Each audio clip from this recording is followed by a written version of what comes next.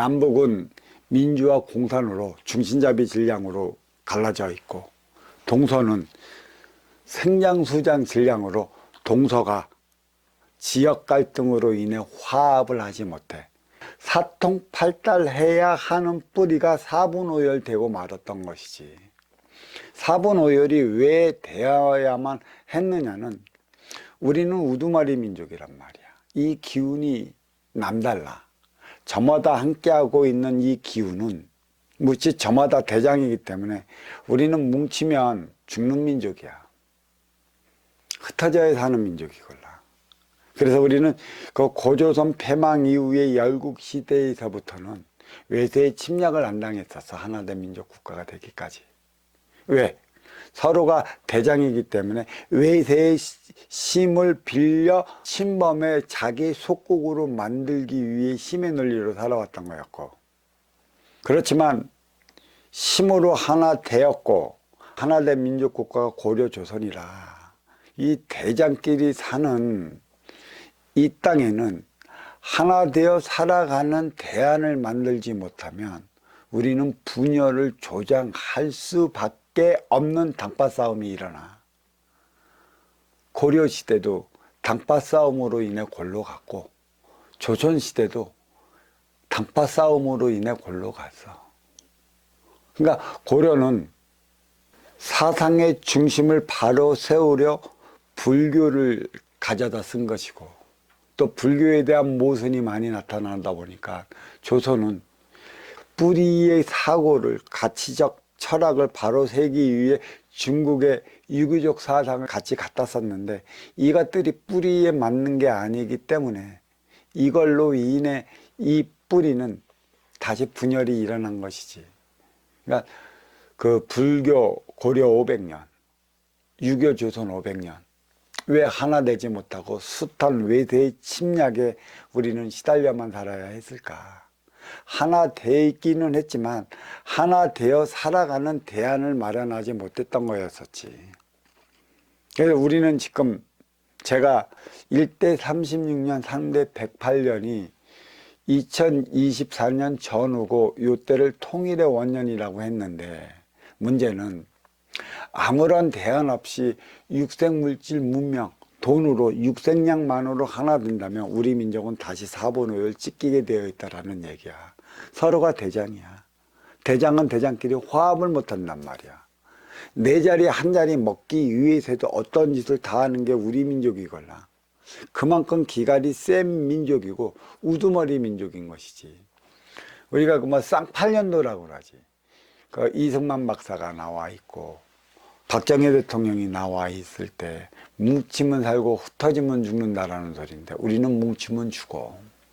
지금으로서는 하나 되어 살아갈 수 있는 대안이 없는데 뭉쳐봤자 뭐하겠어. 이 뿌리에서 하나 되어 살아가지 못하면 몸통을 통해 가지도 하나 되어 살아가지 못한다는 얘기지. 말로만 통일하지, 어떻게 사상과 이념의 장벽을 깨부숴 하나가 됐다고 하지만 이 남쪽의 이 땅은 영원하며 화합을 이루지 못할 지지리하게도 니 잘났니 내 잘났니 쌈박들만 하고 있잖아. 물론 어떤 이들은 그러지. 적대 보완적인 관계이기 때문에 발전하는 관계로 자리한 게 아니냐고. 아, 물론 좋지. 그렇지만 상호 간의 모순을 보고 내가 발전을 일으켜 왔고 그 사고적 철학관을 가짐으로 인해 갖고 나아진 삶이 있다라면 모르지만 결코 우리는 나아진 삶이 없어. 지지리 궁상으로 우리는 서로가 서로를 헐뜯으며 살아왔단 말이야. 왜? 동서는 생장수상질량이야. 동쪽으로 해가 떠서 서쪽으로 지잖아. 만물을 성장시키고 가치관을 성장시키고 이념을 성장시켜야 하는 것이 동서의 그 관계가 있는 것이지. 우리는 정확하게 동서의 관계를 뒀었어. 서쪽은 들이 많은 육생량을 위해 살아가는 활동의 주체의 지역이라면, 이 동쪽은 산이 많아 생사여탈의 질량을 관장하는 정신량의 운용의 주체란 말이야. 정신량의 운용의 주체가 육색량의 활동의 주체의 손을 잡고 나가지 않으면 영원하면 화합이 안 돼. 결국 뭐냐면 서쪽의 호남 지방은 육색량을 위해 살아가야 하는 곳이고 활동의 주체로서 그 활동의 영역을 넓혀가야 하는 만큼의 이 생사여타를 담당하는 이 동쪽은 산이 많은 만큼 하나 되어가는 정신량을 마련을 해야 하는데 이 정신량을 마련하지 못한 게 참 안타까운 현실이지. 백두대간 안쪽으로 떨어진 것은 영남이요. 백두대간 바깥쪽으로 떨어진 것은 호남이라. 활동의 주체와 운용의 주체, 육색량과 정신량, 그 경계가 되는 지점이 어디냐면 삼칠도선이란 말이야. 그게 울진에서 시작을 해서 충주로 해갖고 서쪽 서산 저기 황금산 쪽으로 이렇게 빠져나가는 것이지. 가장 중요한 건 인간으로서의 삶을 살기 시작하고 그 행위를 다 해야 할 때가 언제냐면 이 단전에 힘이 들어갈 때란 말이야. 이 단전에 언제 힘이 들어갈까? 어린 시절에는 단전에 힘이 안 들어가요. 부모의 품 안에서 커야 하는 그 시절은, 근데 단전에 복권을 지금 부모를 통해 말미암아 내 육신을 키워나가고 있는 중이지.